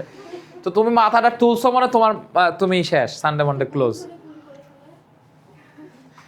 তো এখন ব্যাপারটা হচ্ছে মানে আর্মিরা তার বন্ধুরে গুলি করার জন্য প্র্যাকটিস করায় না, বুঝছো না? তো এখন ধরো তোমাদের মনে রাখবা এই পরীক্ষার ক্ষেত্রটা একটা যুদ্ধক্ষেত্র, ফায়ার অ্যান্ড ফরগেট কথাটা মাথায় রাখবা। একবার যদি একটা এমসিকিউ দাগায় ফেলছো, মানে অনেকের আছে কি মানে এটা একটা বাজে দিক, দেখো সে জানে যে এটা একবার দাগায় ফেলছি মানে আমি আর এটা কিছু করতে পারবো না। ও দাগায় ফেলার পরে আবার কোশ্চেন পড়ে, আরে ভাই তুমি দাগায় ফেলার পরে আর পরের কোশ্চেন করে লাভটা কি? এটা জাস্ট কমপ্লিটলি মানে যারা দেখবা যে পরীক্ষায় টাইম করতে পারে না, যারা দেখবা যে অনেকক্ষণ বেশি সময় লাগে, বা যারা দেখবা যে মানে লাইফের ক্ষেত্রে তারা এরকম ডোটা নাই ভোগে আর কি, খাবো কি খাবো না, যাবো কি যাবো না, ঠিক আছে। মানে সেদিন মানে তোমাদেরকে মনে হয় বলতেছিলাম যে আমি আসতেছি, মানে আমি কেবল ফ্লাইওভার থেকে নিচে নামছি, আর পাশের আর একটাতে দেখলাম যে একটা পিচ্ছি না ঠিক মানে 12-13 বছর বয়সী পোলাপান রাস্তা পার হবো কি হবো না হয়ে একদম এমন এসে গাড়ির সামনে দাঁড়ায় গেল, ঠিক আছে। আর ও মানে ওই গাড়িটা ওরে মেরে দিয়ে আমার পাশের লেনে আমার গাড়ির আশেপাশে এরকম করে ফেলায় রেখে গাড়ি চলে গেল। এখন আমি আর পরে তো কয়েকজন লোকের সহযোগিতা ধরে এনে কুয়েত মেতে পরে বেঁচে গেছে আর কি, ঠিক আছে। মানে মুখে এখানে দাঁত মাত ফেটে গেছে, পরে এমনভাবে ব্লিডিং হওয়া শুরু হয়েছিল মনে করছি যে ওখানে গেছে, বাট শুধুমাত্র এই মুখের এখানে গেছিলো আর কি। তো ওই যে মানে পরবর্তীতে যে আশেপাশের মানুষজন ছিল সবাই বলতেছে ছেলেটারই দোষ। আচ্ছা তুই যদি চলে যাবি যা, তুই যদি ফিরে আসবি আয়, মাঝখানে যায় দাঁড়ায় আছে, ঠিক আছে। মানে আর তাহলে গাড়ি কোন দিক দিয়ে যাবে, গাড়ি কি ব্যাপারটা বুঝছো তুমি? সবাই এক বাক্যে বলছে ওই ছেলেটারই দোষ। এটার মাঝখানের পার্টি হওয়া যাবে না। আমি কিন্তু 2টা পয়েন্ট দিয়ে আমি বুঝায় বলছি, ঠিক আছে। ফায়ার অ্যান্ড ফরগেট যখন আগে পড়বা, যদি বলে নেফ্রনের সংখ্যা কত, ঠিক আছে, তাহলে অবশ্যই 20 থেকে 24 লাখ, 2 কিডনি মেলায় বলছে, মানব দেহের কথা বলছে। আর যদি বলে প্রতি কিডনিতে তাহলে 10 থেকে 12 লাখ। ওকে, আমরা এবার একটু দেখার চেষ্টা করি, শুনো ভাইয়া। তাহলে এবার নেফ্রন কত টাইপসের আছে এই একটা জিনিস বাদ দিয়ে গেছিলাম, তাই না? তো নেফ্রন কয়েকটা টাইপসের আছে। তো এখন ভাইয়া দেখো মানে 3 ধরনের নেফ্রনের কথা বলছিলাম না, কর্টিক্যাল নেফ্রন, মেডুলারি নেফ্রন, আর একটা হলো জাক্সটা মেডুলারি নেফ্রন, তাই তো?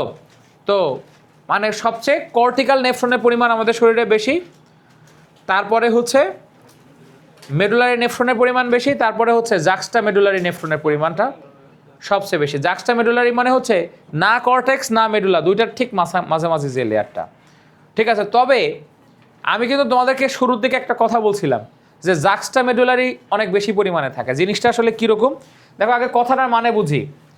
দেখো আগে বলছে সুপারফিশিয়াল বা কর্টিক্যাল নেফ্রনই 85%, মিড কর্টিক্যাল সবচেয়ে মানে মিড কর্টিক্যাল আর হলো জাক্সটা মেডুলারি নেফ্রন, এইটার পরিমাণটা হচ্ছে 10%।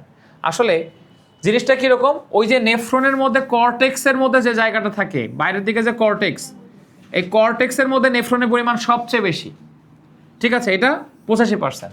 কিন্তু ভাইয়া জাক্সটা মেডুলারি মানে হচ্ছে ঠিক মেডুলার নিচে, মানে কর্টেক্সের নিচে মেডুলার উপরে ওই অল্প একক জায়গার মধ্যেই 10%, এত অল্প জায়গা যার মধ্যে 10% থাকে, মানে পার ঘনত্ব যদি তুমি বলো, ঘনত্বর দিক দিয়ে জাক্সটা মেডুলারিতে নেফ্রনের সংখ্যা বেশি, ঠিক আছে। কর্টেক্সের বড় জায়গার মধ্যে 85%, আর ওর এত অল্প ছোট জায়গা, যেমন ধরো বাংলাদেশ খুব ঘনবসতিপূর্ণ জায়গা না, একক জায়গার মধ্যে যদি বলো ঠিক আছে, তাহলে সবচেয়ে ঘনবসতিপূর্ণ জায়গা পৃথিবীর, মানে কয়েকটার মধ্যে একটা আর কি।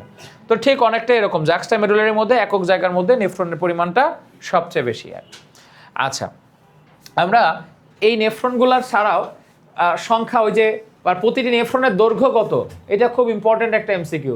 3 থেকে 5 সেন্টিমিটার দৈর্ঘ্যের হয় এবং সবগুলা নেফ্রনগুলোকে যোগ করলে প্রায় 36 কিলোমিটার দৈর্ঘ্য হয়, ঠিক আছে।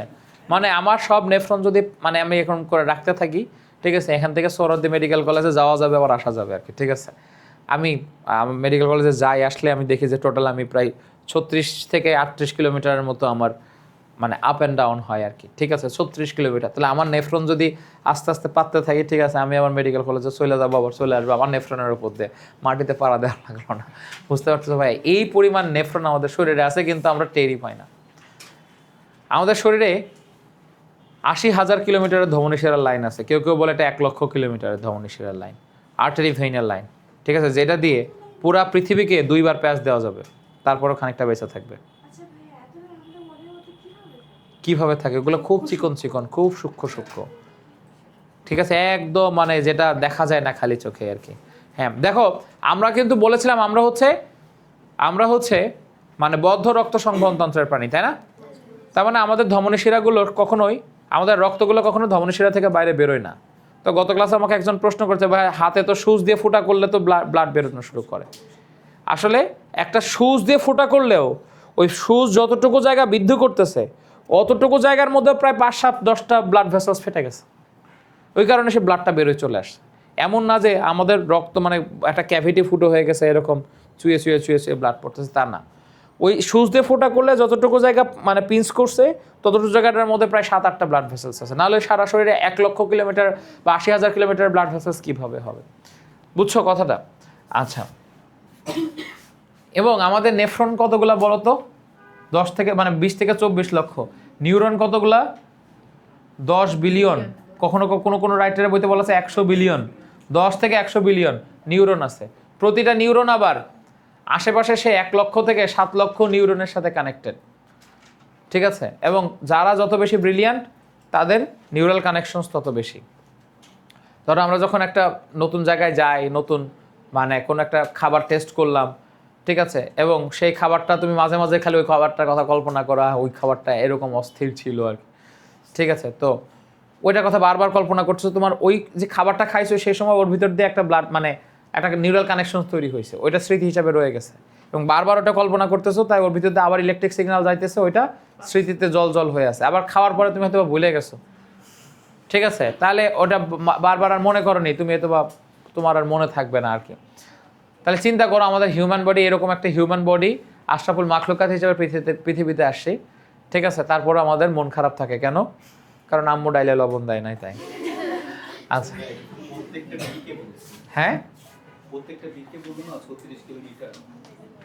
হ্যাঁ হ্যাঁ, মানে আচ্ছা, প্রত্যেক বৃক্কের নেফ্রনগুলো সম্মিলিতভাবে, প্রত্যেক বৃক্কের নেফ্রনগুলো, ঠিক আছে, সম্মিলিত না প্রত্যেক বৃক্কে মানে, আচ্ছা তোমার বলতেছো যে মানে প্রতিটা কিডনির মধ্যে 36 লক্ষ মানে 36 কিলোমিটার কিনা, এটা একবার একটু শিওর হই। এটা সম্ভবত 2 কিডনি মিলেই 36 লক্ষ, আমি যদি ভুল না করে থাকি, দাঁড়াও। আচ্ছা, ঠিকই বলেছে শাকিল, ঠিকই বলেছে। একটা জিনিস একটু ঠিক করে নাও, সরি, মানে একটা কিডনিতে আসলে 36 কিলোমিটার আর কি, 2 কিডনি মিলায় প্রায় 80 কিলোমিটারের কাছাকাছি, মানে 60 থেকে 80 কিলোমিটার অ্যারাউন্ড, ঠিক আছে, মানে অর্থাৎ 36-এর দ্বিগুণ। হ্যাঁ, প্রত্যেক বৃক্কে মানে পার কিডনি 36 কিলোমিটার আর কি। আর 2 কিডনি মিলায় প্রায় মানে 80,000 কিলোমিটারের মতো। আচ্ছা, এনিওয়ে মানে 80,000 কিলোমিটার বলছি, সরি 80 কিলোমিটারের মতো। সামনের দিকে আগাই আমরা।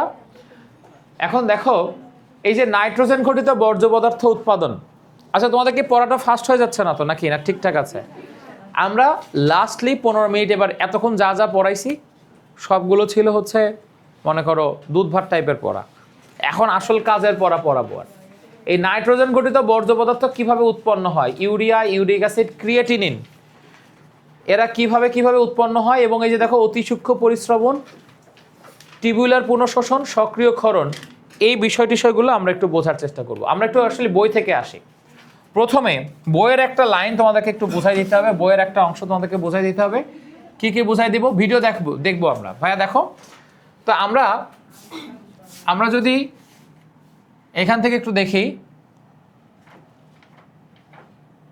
দেখো তো আমি তোমাদেরকে বলছিলাম যে আমাদের লিভারের মধ্যে নাইট্রোজেন ঘটিত বর্জ্য পদার্থ থেকে অ্যামাইনো মূলকগুলোকে ভেঙে, মানে প্রোটিন জাতীয় পদার্থ থেকে অ্যামাইনো মূলকগুলোকে ভেঙে নাইট্রোজেন ঘটিত বর্জ্য পদার্থ তৈরি হয় লিভারের মধ্যে। অর্থাৎ ইউরিয়া, ইউরিক অ্যাসিড তৈরি হয় কার মধ্যে? লিভারের মধ্যে। লিভার দেহের সর্ববৃহৎ জৈব রসায়নাগার, লিভার এই কাজটা করার পরে তারপরে কি হয়? তারপরে এটা রক্তের মধ্যে চলে যায়। Kidney is a kind of filtering machine only, ঠিক আছে? কিডনি কি করে? হ্যাঁ, লিভার হচ্ছে ইউরিয়া, ইউরিক অ্যাসিড তৈরি করে। নাইট্রোজেন থেকে ইউরিয়া, ইউরিক অ্যাসিড তৈরি করে। কথাটাকে বুঝছো? খেয়াল করো, সবাই সামনে তাকাও। এখন একটা অ্যামাইনো অ্যাসিডের মধ্যে কি ছিল মনে আছে? একটা কার্বন, তার কয়টা হাত ছিল? 4টা হাত। তো একটা হাতে NH2 ছিল, আর একটা হাতে H, একটা হাতে CH3 বা অ্যালকাইল মূলক, আরটা হচ্ছে COOH, তাই তো? তো এই যে অ্যামাইনো মূলকটাকে আলাদা করে দেওয়ার প্রক্রিয়া, এটাকে বলে ডিঅ্যামিনেশন। কি বলে এটাকে? এই অ্যামাইনো মূলকটাকে আলাদা যে করে দিব, এটাকে বলে ডিঅ্যামিনেশন। এটা হয় লিভারের মধ্যে।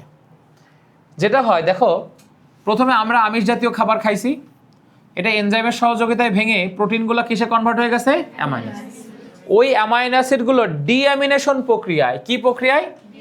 ডিঅ্যামিনেশন প্রক্রিয়ায় একটা যে জিনিস তৈরি করছে, এটার নাম হচ্ছে একটা অ্যামাইনো মূলক তৈরি করছে, আর বাকি অংশটাকে মিলে বলা হচ্ছে কিটো অ্যাসিড। এটাকে কি বলা হচ্ছে? কিটো অ্যাসিড। তাহলে অ্যামাইনো মূলক প্লাস কিটো অ্যাসিড তৈরি করে। এই যে দেখো একটা অ্যামাইনো মূলক তার সাথে একটা কিটো অ্যাসিড তৈরি করে। তাহলে একটা অ্যামাইনো অ্যাসিড ভেঙে ডিঅ্যামিনেশন প্রক্রিয়ায় কিটো অ্যাসিড এবং একটা অ্যামাইনো মূলক তৈরি করে। সেই অ্যামাইনো মূলকের সাথে, অর্থাৎ এই NH2 এর সাথে আর একটা H+ মিলিত হয়ে NH3 বা অ্যামোনিয়া তৈরি হয়। অ্যামাইনো মূলকের সাথে আর একটা হাইড্রোজেন আয়ন প্রোটন যুক্ত হয়ে কি তৈরি হয়? অ্যামোনিয়া। আর এই অ্যামোনিয়ার সাথে আরও কিছু কার্বন ডাইঅক্সাইড যুক্ত হয়ে এরা ইউরিয়া তৈরি করে। কি তৈরি করে? ইউরিয়া প্লাস পানি। এটা একটা সাইক্লিক রিয়াকশনের মাধ্যমে হয়।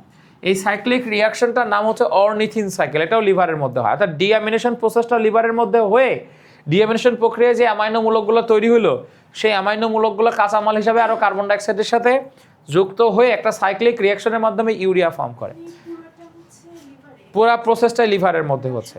হ্যাঁ, পুরাই লিভারের মধ্যে হচ্ছে। এই যে ইউরিয়া, ইউরিক অ্যাসিড যা কিছু হচ্ছে, এই জিনিসটা লিভারের মধ্যে হচ্ছে।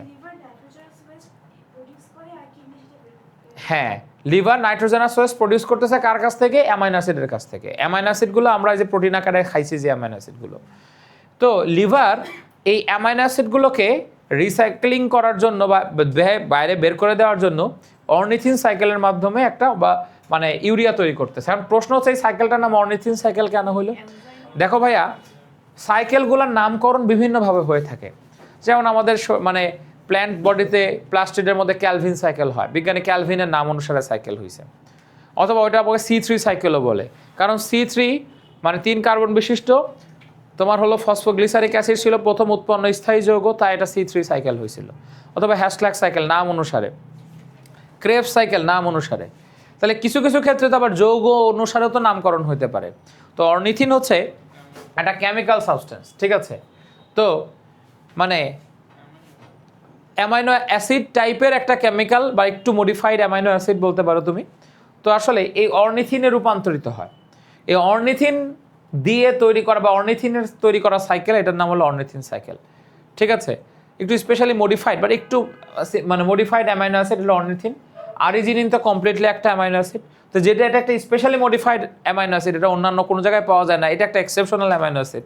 ঠিক আছে, এই জন্য এই সাইকেলটার নামকরণ করা হয়েছে অর্নিথিন সাইকেল। মনে থাকবে কার মধ্যে হইতেছে? লিভারের মধ্যে। তো লিভারের ফাংশনের মধ্যেও তুমি অর্নিথিন সাইকেল পাবা, ডিঅ্যামিনেশন পাবা। আবার ইউরিন চ্যাপ্টারে, কিডনি চ্যাপ্টারে এসেও তুমি এটা পাবা। দেখো সাইক্লিক রিয়াকশনে তাহলে এই বিক্রিয়াটুকুও তোমরা লিখতে পারলেই চলবে, সাইকেলটা না আঁকলেও চলবে। ঠিক আছে, এই বিক্রিয়াটুকু একদম সিম্পল করে দেখানো হয়েছে। কি কি আরেকবার দেখো, একটা অ্যামাইনো অ্যাসিডের অ্যামাইনো মূলকটা আলাদা হয়েছে, কিটো মূলকটা আলাদা হয়েছে। কিটো মূলকের মতো থেকে গেল। আর অ্যামাইনো মূলক হাইড্রোজেনের সাথে বিক্রিয়া করে অ্যামোনিয়ার সাথে কার্বন ডাইঅক্সাইডের সাথে বিক্রিয়া করে ইউরিয়া প্লাস পানি তৈরি করতেছে। তুমি বলতে পারো ভাই এই যে কিটো অ্যাসিড, এই অংশটা আবার কোথায় চলে গেল? এই অঞ্চলটা দেখো এখানে খালি কার্বন, হাইড্রোজেন আর অক্সিজেন দিয়ে তৈরি করা যৌগ, কি ঠিক কিনা? লিভারে কিটো অ্যাসিডগুলোকে আবার কোলেস্টেরল অথবা কিছু গ্লাইকোজেনে রূপান্তরিত করে ফেলতে পারে। কোলেস্টেরলও তৈরি করতে পারে, গ্লাইকোজেনও তৈরি করতে পারে। এই জিনিসগুলো থেকে যদি লিপিড তৈরি করে ফেলে, কোলেস্টেরল বা জাতীয় লিপিড তৈরি করে ফেলে, তাই এটাকে বলা হয় লাইপোজেনেসিস। আর যদি এগুলো থেকে গ্লাইকোজেন তৈরি করে ফেলে তাহলে এটাকে বলা হয় গ্লাইকোজেনেসিস। লিভার সবই পারে। ও যখন দেখে যে যেটার মানে পরিমাণ বেশি এবং যেটা একটু তুলনামূলক কম আছে, ওরা এগুলো তৈরি করতে থাকে। তাই তুমি যদি বেশি বেশি প্রোটিনও খাও তাহলে তোমার তারপরেও চর্বি বাড়তে পারে। কথাটাকে বুঝাইতে পারছি যে প্রচুর পরিমাণে প্রোটিন খাইছো, চর্বি বাড়তে পারে। এবং একটু দেখাই না, তারপরে তোমার কোশ্চেনের অ্যান্সার করতেছি। দেখো এদিক থেকে কি হইলো, শোনো ভাইয়া, মনে আছে ক্লাস 9-10 আমরা শিখছিলাম যে কার্বন ডাইঅক্সাইড আসলে ফুসফুসের মাধ্যমে আমরা ছাড়ি। তো ফুসফুসের মাধ্যমে আমরা 97% কার্বন ডাইঅক্সাইড ছাড়ি সাধারণত, 97%। আর 3% কার্বন ডাইঅক্সাইড আমরা ইউরিনের মাধ্যমে ছাড়ি। বুঝছো, আমাদের শরীরে কার্বন ডাইঅক্সাইডের মধ্যে 3% কার মাধ্যমে ছাড়ি? ইউরিনের মাধ্যমে ছাড়ি। তাহলে কি করতে হচ্ছে দেখো, এদিকে দেখো, বোর্ডের দিকে খেয়াল করো। এদিক থেকে এই যে ডিঅ্যামিনেশন প্রক্রিয়া, কিছু NH3 দিলাম, এটার মধ্যে কন্ট্রিবিউট করলাম, কিছু কার্বন ডাইঅক্সাইডটাকে কন্ট্রিবিউট করলাম। দিলে কি হচ্ছে, এরা অর্নিথিন নামে একটা যৌগ তৈরি করতেছে। এই অর্নিথিন নামক যৌগটা পরবর্তীতে আরিজিনিন কনভার্ট হইতেছে, আরিজিনিন থেকে পরবর্তীতে ইউরিয়াতে কনভার্ট হয়ে যাইতেছে। এরা আবার নিজেদের মধ্যে খানিকটা ঘুরপাক খাইতে পারে আর কি। ঠিক আছে, সাইকেলটা একটু কমপ্লেক্স টাইপের সাইকেল। সাইট্রোলিন মানে একটা কেমিক্যাল সাবস্টেন্স, বুঝছো? মানে শোনো, ওই যে তোমরা এর মধ্যে পড়ছিলা যে এটা হলো নন প্রোটিন অ্যামাইনো অ্যাসিড। কারণটা কি জানো? সাইট্রোলিন যখন হবে তখন এই অ্যামাইনো মূলকটা বাইরে বের হয়ে চলে গেছে। মানে সাধারণত সাইট্রোলিন দিয়ে কোনো প্রোটিন তৈরি করে না আর কি। সাইট্রোলিন কোনো প্রোটিন তৈরি করে না। মানে অনেকগুলো অ্যামাইনো অ্যাসিড, 20 প্রকারের অ্যামাইনো অ্যাসিড ছিল না? 20 প্রকারের অ্যামাইনো অ্যাসিডগুলো ছিল প্রোটিন অ্যামাইনো অ্যাসিড, প্রোটিন তৈরি করা। কিন্তু টোটাল অ্যামাইনো অ্যাসিড বডিতে 28টা, সাইট্রোলিন এর মধ্যে একটা। এরা প্রোটিন তৈরিতে অংশগ্রহণ করে না কিন্তু আছে বডির মধ্যে। এটা একটা অ্যামাইনো অ্যাসিড, অ্যামাইনো মূলক। ঠিক আছে, তো এরকম সাইট্রোলিন নামক একটা নন প্রোটিন অ্যামাইনো অ্যাসিড তৈরি করে আর কি। এবং করে ওরা মানে এইরকম টাইপের একটা কমপ্লেক্স বিক্রিয়া হয়। তো এই সাইকেলটা পরীক্ষার জন্য ইম্পর্টেন্ট না, কিন্তু এই বিক্রিয়া চারটা তুমি যদি লিখে দিতে পারো এটা পরীক্ষার জন্য ভালো। তাহলে আমরা দেখলাম লিভারের মধ্যে কিভাবে ইউরিয়া তৈরি হইলো, দেখছি তো। এখন আমরা জাস্ট একটা ভিডিওতে দেখব এই ইউরিয়াটা কিভাবে বডি থেকে নিষ্কাশন হয়ে বাইরে চলে যায়। তো ইউরিয়াটা বডি থেকে নিষ্কাশন হবে। আর ইউরিক অ্যাসিড, তোমরা কখনো ইউরিয়া সার দেখেছ? হ্যাঁ, শুকেছো নাকি শুনেছ? ইউরিয়া সার, আচ্ছা না ঠিক আছে, না ইটস ওকে, কথা নাই। হ্যাঁ ঠিক আছে। ইউরিয়া সার, আসলে ইউরিয়া সার কেন দেয় জানো? ইউরিয়া সার দেয় হচ্ছে, আসলে আমাদের তো প্রোটিন আমরা খাবার খাই, মাছ মাংস টাংস খাইলে। গাছ তো আর মাছ মাংস খায় না, নাকি? তুমি মাছ রান্না করে গাছকে দিয়ে আসো, গাছ তুমি একটু খাও, ডিম ভেজে গাছকে দিয়ে আসো, হয়েছে? কখনো হয় না। তো ওরা আসলে নিজের খাবার নিজেই তৈরি করে। তো সবই আসলে নিজে তৈরি করতে, ওরা নিজে তৈরি করতে পারে শর্করা, কিন্তু ওদের বডি গঠনের জন্য কি নাইট্রোজেন ঘটিত বর্জ্য পদার্থ, নাইট্রোজেনাস প্রোডাক্ট দরকার না? নিজের প্রোটিন তো নিজে যদি তৈরি করতে হয়, প্রোটিন তৈরি করার জন্য এই নাইট্রোজেন মূলকটা দিতে হবে না? তো সেই মাটি তত বেশি উর্বর যে মাটিতে নাইট্রোজেনের পরিমাণ তত বেশি। কারণ তাহলে ওরা প্রোটিন পায় বেশি, ওরা দেহ গঠন করতে পারে ভালো, তরতর করে বাড়ে। তাই কৃষকরা চাষবাস করার জন্য তাদের যে সারটা সবচেয়ে বেশি লাগে তার নাম হচ্ছে নাইট্রোজেন সার। আর নাইট্রোজেন কার মধ্যে পাওয়াটা সবচেয়ে বেশি ইজি? ইউরিয়ার মধ্যে পাওয়াটা সবচেয়ে বেশি ইজি। ঠিক আছে, তাই তারা ইউরিয়া তৈরি করার মাধ্যমে মানে ইউরিয়া সার তৈরি করে আর কি।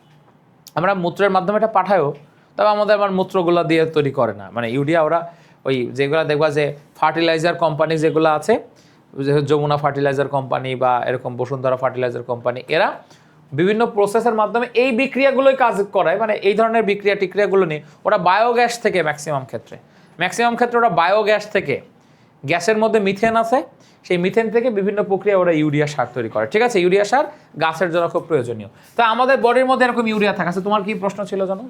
হাইড্রোজেন প্লাস রোডে কি COOH থেকে আসবে না H প্লাস আসতে পারে, বডির মধ্যে এক্সট্রা থাকতে পারে, অনেক জায়গা থেকে এটা হতে পারে। ঠিক আছে, বডির মধ্যে অনেক প্রচুর পরিমাণে থাকে। হ্যাঁ হ্যাঁ, কিটো অ্যাসিডের ক্ষেত্রে তো একটা হাত খালি না। শোনো ভাইয়া, হাইড্রোজেন দিয়ে পূর্ণ হয়ে যায় বলতে কি, মানে একটা হাত খালি থাকে, তখন যখন লিভারের মধ্যে আবার ঢোকে, লিভার তো এগুলাকে আবার পরবর্তীতে অন্য কিছু করে, তখন এই হাইড্রোজেনটা বডি থেকে নিয়ে নেয়। ঠিক আছে, আচ্ছা এবার দেখো মূত্র সৃষ্টি যেমন হবে, বিজ্ঞানী আর্থার রবার্টসন কুশনি, তো তিনি কি বলছেন, আমাদের ইউরিন ফর্মেশন আসলে 3টা ধাপের মাধ্যমে হয়। একটু শুনে নাও, তারপর আমরা একটা ভিডিও থেকে দেখে এই জিনিসটা বোঝার চেষ্টা করবো। পরীক্ষায় এটাই লিখতে আসবে, এইটাই 5 স্টার ইম্পর্টেন্ট একটা জিনিস, মূত্র সৃষ্টি বা ইউরিন ফর্মেশন, এটা একটু বুঝতে হবে। তো ইউরিন ফর্মেশনের মধ্যে প্রথমে বলতেছে, দেখো অতি সূক্ষ্ম পরিস্রাবন বা আলট্রা ফিল্ট্রেশনের কথা কেন বর্ণনা করছে, দেখছো? আলট্রা ফিল্ট্রেশনের এখানে একটা হাইড্রোস্ট্যাটিক চাপের কথা বলছে, দেখছো? হাইড্রোস্ট্যাটিক চাপের মধ্যে বৃক্কের মাধ্যমে 1200 ml রক্ত প্রবাহিত হয়, 125 ml গ্লোমেরুলার ফিল্ট্রেট। ঠিক আছে, পরিস্রাবন চাপ 25 mmHg, কার্যকর পরিস্রাবন চাপ, মানে এই ধরনের কথাবার্তাগুলো এখানে 25 mmHg মানে কি, এই পুরোটা জিনিসটা বুঝবো আমরা একটা ভিডিও থেকে। এই আলট্রা ফিল্ট্রেশনের কথা লেখা আছে না? প্রজ্ঞা সামনে দেখাও তো, এটার মধ্যে আলট্রা ফিল্ট্রেশনের কথা লেখা আছে। তারপরে দেখো টিউবুলার রিঅ্যাবজর্পশনের কথা বলা আছে। টিউবুলার রিঅ্যাবজর্পশন কি জিনিস সেটাও আমরা জানবো। টিউবুলার রিঅ্যাবজর্পশনের মধ্যে আবার কোন কোন টিউবিউলে, প্রক্সিমাল প্যাচারোনালিকায় কি হয়, হেনলির লুপে কি হয়, ডিস্টাল প্যাচারোনালিকায় কি হয়, সংগ্রহক নালীতে কি হয়, সেটা আমরা জানবো। তারপরে দেখো আবার লাস্টলি অ্যাক্টিভ সিক্রেশন বা সক্রিয় ক্ষরণের কথা বলা আছে। তাহলে ইউরিন ফর্মেশনের 3টা জিনিস মেইনলি, প্রথমে কি ছিল আলট্রা ফিল্ট্রেশন, তারপরে কি ছিল টিউবুলার রিঅ্যাবজর্পশন, তারপরে কি আছে অ্যাক্টিভ সিক্রেশন। এই 3টা জিনিসের মাধ্যমে ইউরিন ফর্মেশনটা হয়। তো চলো আমরা একটা ভিডিও থেকে দেখে আসি ইউরিন ফর্মেশনের কাহিনীগুলো কি কি হচ্ছে। তো আমরা একটা ভিডিও থেকে দেখি।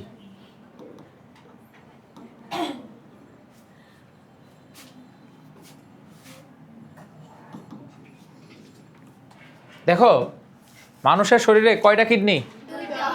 2টা। অনেকে আবার মনে করছে একটা কিডনি, আসলে এরকম পার্টিও কিন্তু আছে যে লিভার একটা, কিডনি একটা। দেখো তাহলে এই যে একটা মানে মানুষের কিসের মধ্যে, মানুষের কিডনির মধ্যে ঢুকে গেলাম, নেফ্রনগুলো আসলে কোন জায়গায় থাকে দেখো। এই যে সবাই একটু বোর্ডের দিকে খেয়াল করো, এই যে নেফ্রনগুলা মেরুলার ঠিক কোন কোন জায়গায় থাকে এবং এই নেফ্রনগুলো দেখতে কিরকম, কোনটা গ্লোমেরুলাস, কোনটা লুপ অফ হেনলে। আমি তোমাদেরকে বলছিলাম না অসংখ্য কৈশিক জালিকা থাকে, দেখো লুপ অফ হেনলেকে কেন্দ্র করে মোবাইল টোবাইল রাখো ভাইয়া। তো লুপ অফ হেনলেকে কেন্দ্র করে এর চারপাশে কি আছে, অসংখ্য কৈশিক জালিকা আছে না? অসংখ্য ক্যাপিলারি, মানে অসংখ্য কৈশিক জালিকা বা ক্যাপিলারি আছে। দেখো ঘুরে এরকম পেঁচায় ঘুরে আছে, ক্যাপিলারিগুলো পেঁচায় আছে। এই জিনিসটার নাম হচ্ছে একটা বোমা, এটা একটা হলো রেনাল কর্পাসাল। এর মধ্য দিয়ে গ্লোমেরুলাস, মানে এর মধ্যে দিয়ে অ্যাফারেন্ট আর্টারিউল ঢুকছে, অর্থাৎ অন্তর্বাহী ধমনী ঢুকছে, আর ইফারেন্ট আর্টারিল বাইরে বেরিয়ে আসছে, সেটার নাম হলো মানে বহির্বাহী আর্টারি।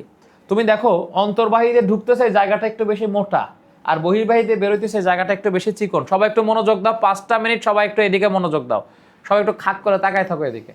তো এই যে এইটা দিয়ে রক্ত ঢুকতেছে বেশি, এটা দিয়ে রক্ত বেরোইতেছে কম। তাহলে রক্ত যদি বেশি ঢোকে বেরোয় কম, তাহলে কি এখানে একটা চাপ বেশি থাকে না? বুঝাইতে পারছে? এই চাপটাকে বলে হাইড্রোস্ট্যাটিক প্রেসার। শোনো ভাইয়া, এখানে রক্ত আবার একটা চাপ দিচ্ছে, ও আবার উল্টা আর একটা ব্যাক চাপ দিচ্ছে। ঠিক আছে, ও এদিক থেকে একটা চাপ দিচ্ছে মানে এই ইউরিন, আর এই যে ক্যাপসুল, যেটা ক্যাপসুল আবার তার উল্টা আর একটা চাপ দিচ্ছে। মনে থাকবে?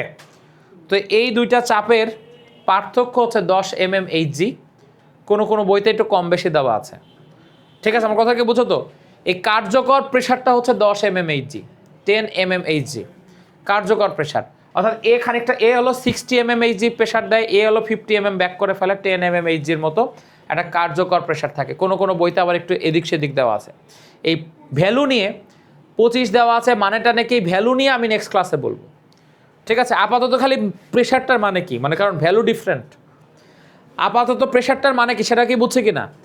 এদিক থেকে রক্ত মানে প্রেশারটা দিচ্ছে বেশি, এদিক থেকে প্রেশারটা খানিকটা দিচ্ছে কম, তাহলে আগায় আছে কে? এই ছাড়ার প্রেশারটা আগে আছে। তাই ওই মানে যে এক্সট্রা যে কার্যকর প্রেশারটা, ওইটার নাম হলো active hydrostatic pressure. Active hydrostatic প্রেশারের কারণে এখানকার রক্তের এক্সট্রা পানি এবং তার সাথে কিছু বর্জ্য পদার্থগুলো এদিক থেকে ফিল্টার হয়ে হয়ে বাইরে আসবে।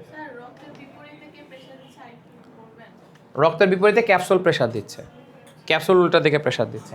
দেখো এখন এর মধ্যে যে এক্সট্রা যে আয়ন টায়নগুলো আছে, এই আয়ন টায়নগুলো এটার মধ্যে দিয়ে ঢুকে যাবে। দেখো এই যে এটার মধ্যে দিয়ে ঢুকে যাবে, এইটার মধ্যে দিয়ে ঢুকে যাবে। এই যে এই ছোট ছোট জায়গার মধ্যে এক্সট্রা আয়ন, এক্সট্রা যে ইউরিয়া, ইউরিক অ্যাসিড, এগুলোর মধ্যে দিয়ে ক্যাপসুলের মধ্যে পড়তেছে। বুঝতে পারছি তো ভাইয়া? বলতেছে কি প্রতি মিনিটে এই যে ক্যাপসুলের মধ্যে পড়তেছে, আসলে সবাই একটু শোনো। বলতেছে আমাদের শরীরে তো 1200 ml রক্ত, ঠিক আছে, 1200 ml রক্ত। আমাদের শরীরে 5 লিটার রক্ত আছে। কয় লিটার রক্ত আছে? তার মানে 5 লিটার রক্ত মানে 5000 ml, তার মধ্যে প্রায় 1000 থেকে 1200 ml, মানে তোমাদের বই 1200 ml এর কথা লেখা আছে। ঠিক আছে, তাহলে প্রতি 5 মিনিটে মানে আমাদের প্রতি মিনিটে 1200 ml রক্ত ফিল্টার করে ফেলে ওরা, 2 কিডনি মিলায়। 2 কিডনি মিলে এরকম 1200 ml রক্ত যায়। মানে প্রতি 5 মিনিটে আমাদের সারা শরীরের রক্ত একবার করে ওরা ছাকে। 1200 ml রক্ত এদিক দিয়ে ছাকে। তো 1200 ml রক্ত ছাকলে এর মধ্যে থেকে 125 ml গ্লোমেরুলার ফিল্ট্রেট তৈরি হয়। কত ml? এই যে 125 ml মানে যাচ্ছে 1 মিনিটে 1200 ml গেল, তার 125 ml নিচে পড়ে গেছে। খেয়াল করছো? মানে এই ক্যাপসুলের মধ্যে ঢুকছে। ক্যাপসুলটা অনেকটা এরকম যে এটা কাপের মতো, এই যে দেখো এটা হলো ক্যাপসুল। তো এই ক্যাপসুল, এটা মনে করো একটা ক্যাপসুল, ঠিক আছে? এই ক্যাপসুলের মধ্যে গ্লোমেরুলাসটা ক্যাপসুলের মধ্যে পড়ে আছে। এই ক্যাপসুল দিয়ে আস্তে আস্তে proximal প্যাসারো নালিকা, loop of Hanle, distal প্যাসারো নালিকা দিয়ে বাইরে চলে যাবে। তো এই ক্যাপসুলের মধ্যে পড়ে গেল, তাহলে কতটুকু পড়ছে? 125 ml। এখন বলতেছে যে 125 ml পড়লো, ভালো কথা। তো তার মধ্যে এই যে কীভাবে পড়লো সেটা দেখলাম। এবার দেখো ভাইয়া, এই যে 125 ml যেটার ভিতরে পড়ছে না, 125 ml যেটার ভিতরে পড়ছিল, এটাকে বলা হচ্ছিল গ্লোমেরুলার ফিল্ট্রেশন, বা এটাকে বলা আলট্রা ফিল্ট্রেশন বা অতি সূক্ষ্ম পরিস্রাবণ। কি বলা হয় এটাকে? 125 ml যে গ্লোমেরুলার ফিল্টার তৈরি হলো, যেখানে যে প্রতি মিনিটে 125 ml করে তৈরি হইতেছে, এখন এটাকে বলা হচ্ছিল আলট্রা ফিল্ট্রেশন। এটাকে কি বলা হয়? বা অতি সূক্ষ্ম পরিস্রাবণ। এবার 125 ml, তুমি চিন্তা করো প্রতি মিনিটে 125 ml ইউরিন তৈরি হইতেছে, তাহলে তো আমার ভাই প্রতি 2 মিনিটে আমার ব্লাডার ফুল হয়ে মানে 250 ml মানে পানি হয়ে যাবে। প্রতি 2 থেকে 3 মিনিট পর পর আমি খালি ওয়াশরুমে যাই, ব্লাডার খালি করতেছে। 10 মিনিটে আমার বডির সব রক্ত ধরো ইউরিন দিয়ে বেড়ে চলে গেল আর কি। ঠিক আছে, তাহলে তো এক ফ্যাসাদ। কিন্তু 125 ml পড়লেও তার মধ্যে 124 ml আবার ফিরায় নিবে, এটাকে বলে রিঅ্যাবজর্পশন। কি বলবে? ওই যে প্যাসানো নালিকাগুলো, প্রক্সিমাল প্যাসানো নালিকা, ডিস্টাল প্যাসানো নালিকা, চারপাশ দিয়ে আমরা ব্লাড ভেসেলস দেখছিলাম না? ব্লাড ভেসেলসগুলো এত ক্লোজলি কানেক্টেড থাকে, ওই 125 ml ছাইরা দিছে, তার মধ্যে ওই 124 ml ব্যাক করে ফেলে। এটাকে বলে পুনঃশোষণ বা নির্বাচনমূলক পুনঃশোষণ। সবাইকে সে নিয়ে ফিরায় নেয় না। যেগুলো ভালো জিনিস, যেগুলো ভালো পানি বা ভালো কিছু অ্যামাইনো অ্যাসিড, প্রয়োজনীয় যে জিনিসপত্রগুলো আছে, গ্লুকোজ, সেগুলোকে সে ফিরায় নেয়। এই ফিরায় নেওয়াটাকে কি বলছে? রিঅ্যাবজর্পশন। কি বলছে? তাহলে 125 ml এর মধ্যে 124 ml ব্যাক করে ফেলতেছে। কথাটা কি বুঝছো তো? আচ্ছা, ব্যাক করার পরেও আবার এই যে দেখো এটাকে বলা হচ্ছে রিঅ্যাবজর্পশন। এরকমভাবে রিঅ্যাবজর্পশন হইতেছে। এই যে এইরকম ক্লোজলি কানেক্টেড পুরো জায়গা জুড়ে কিন্তু এটা আছে, প্রক্সিমাল প্যাসারো নালিকা, ডিস্টাল প্যাসারো নালিকা। এখন রিঅ্যাবজর্পশন, এখানে কি কি রিঅ্যাবজর্পশন হয়, লুপ অফ হেনলিতে কি কি রিঅ্যাবজর্পশন হয়, ডিস্টাল প্যাসারো নালিকা কি কি রিঅ্যাবজর্পশন হয়, তোমাদের বইয়ে আলাদা আলাদা করে সেগুলো বর্ণনা করা আছে, কোথায় কোথায় কি কি রিঅ্যাবজর্পশন হবে। ঠিক আছে, কথা বুঝাতে পারছি? তার মধ্যে 60% পানি খালি প্রক্সিমাল প্যাসারো নালিকাতে রিঅ্যাবজর্পশন হয়ে যায়। আমরা একদম শেষ। আর লাস্ট পয়েন্টটা হচ্ছে বলে নির্বাচনমূলক পুনঃশোষণ, সরি, আর লাস্ট অ্যাকশন করবে সক্রিয় ক্ষরণ বা অ্যাক্টিভ সিক্রেশন। তো এরকম নিয়ে ফেললো, যে নিয়ে ফেলার পর ওর মনে হয়েছে আরো বেশি নিয়ে ফেলছি, এতটুকু নেওয়া তো উচিত হয় না, তাহলে আবার খানিকটা কিছু ফিরাই দিই। তখন খুব অল্প 0.001% বা 2% এটা আবার ডিরেক্ট এখান থেকে ডিরেক্ট এটার মধ্যে ক্ষরণ করে ফেলে। বুঝতে পারছি? ফিরাই নেওয়ার পরে আবার খানিকটা ফিরায় দেয়ও। এই ফিরাই দেওয়াটাকে বলে সক্রিয় ক্ষরণ বা অ্যাক্টিভ সিক্রেশন। কি বলে এটাকে? Active secretion. কথাটা কি বুঝছি কিনা? বাসায় যায় ভাইয়া এই ইউরিন ফর্মেশনটা একবার পড়ে আসবা। তাহলে নেক্সট ক্লাসে আমি ইউরিন ফর্মেশনটা তাহলে ক্লাসে একবার পড়াবো, তাহলে তোমরা এটা বুঝে যাবা। আর আমাদের খালি একটা টপিক বাকি থাকবে, সেই টপিকটার নাম হচ্ছে হলো কিডনি ডিজিজ। ও না, মানে দুইটা টপিক বাকি থাকবে, মানে আমাদের আর একটা ক্লাস হলেই আমাদের এই চ্যাপ্টারটা শেষ হয়ে যাবে। ভাইয়া কথা শোনো, এই সবাই শোনো, আগামী পরশু দিনও সবাই এই টাইমে আইসো, ঠিক আছে? সবাই এই টাইমে আসবা একসাথে, আমি এই টপিকটা পড়াই দেবো। আগামী পরশু দিন বিকেলের ব্যাচ হবে না, ঠিক আছে? 11টার সময় ম্যাথ পড়া থাকে, মানে অন্য আরও তো টাইম আছে। আমি টাইমগুলো অল্টারনেট অপশনসগুলো কি বলে দিব না আর কি। ঠিক আছে, আল্লাহ হাফেজ।